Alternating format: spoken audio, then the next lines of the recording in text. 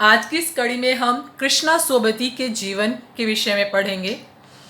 कृष्णा सोबती, जिनका जन्म 1925 गुजरात में हुआ। गुजरात जो पश्चिमी पंजाब, जो आज के समय में अगर हम देखें तो वह कहाँ है? पाकिस्तान में स्थित है। प्रमुख रचनाएं कौन सी हैं इनकी? जिंदगी नामा, दिलो दानिश, ए लड़की, समय सरगम, ये सब क्या है इनके उपन्यास। डार से बिछुड़ी, मित्रों मरजानी, बादलों के घेरे, सूरजमुखी अंधेरे के, ये क्या है इनकी कहानी संग्रह है।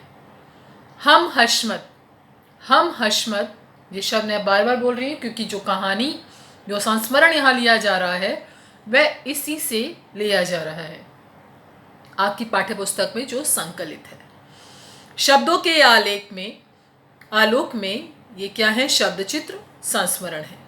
प्रमुख सम्मान जिनसे कृष्णा जी को नवाजा गया वह है साहित्य अकादमी सम्मान, हिंदी अकादमी का शलाका सम्मान, साहित्य अकादमी की महत्तर सदस्यता सहित अनेक राष्ट्रीय पुरस्कार इन्हें दिए गए।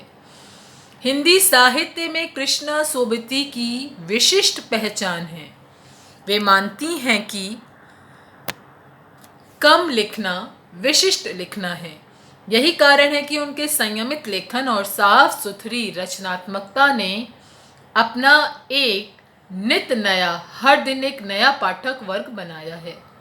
उनके कई उपन्यासों में लंबी कहानियों और संस्मरण ने हिंदी साहित्य संसार में अपनी दीर्घजीवी उपस्थिति सुनिश्चित की है। उन्होंने हिंदी साहित्य को कई ऐसे यादगार चरित्र दिए हैं जिन्हें अमर कहा जा सकता है, जैसे मित्रों, शाहनी, हशमत आदि। भारत पाकिस्तान पर जिन लेखकों ने हिंदी में कालजयी रचनाएं लिखी उनमें कृष्णा सोबती का नाम पहली कतार में रखा जाएगा। अगर हम यह कहें कि यशपाल के झूठा सच, राही मासूम रजा के आधा गांव और विश्व सानी के तमस के साथ साथ कृष्णा सोबती के जिंदगी नामा इस प्रसंग में एक विशिष्ट उपलब्धि है, तो यह कोई अतिशयोक्ति नहीं होगी।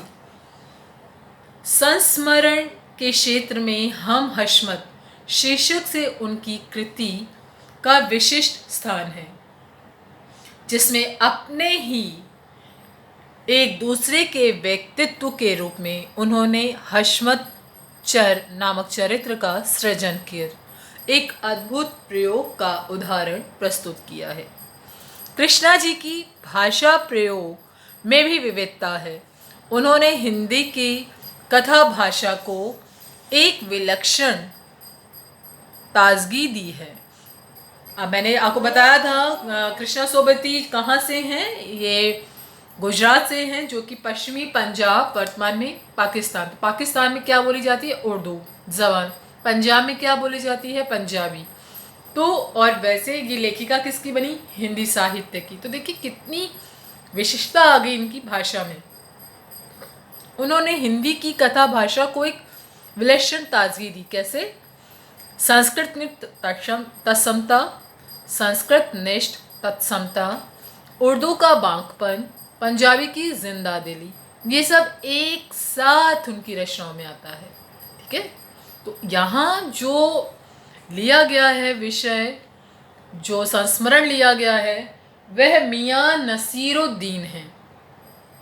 यह शब्द चित्र हम हशमत नामक संग्रह से लिया गया है। खानदानी नान बाई मियाँ नसीरुद्दीन के व्यक्तित्व, रुचियों और स्वभाव का शब्द चित्र खींचा गया है। मियाँ नसीरुद्दीन अपने मसीहाई अंदाज से रोटी पकाने की कला और उसमें अपने खानदानी महारत को बताते हैं। वे ऐसे इंसान का प्रतिनिधित्व करते हैं जो अपने पेशे को किसका दर्जा देता है? कला। वह ऊबता नहीं है, क्योंकि वह उसे एक आर्ट समझता है, एक कला जिसमें नित नए प्रयोग होते हैं और करके सीखने को वह असली हुनर मानते हैं। ठीक है बच्चों, तो कल हम इस कहानी, ये जो संस्मरण है, इस पर चर्चा करेंगे।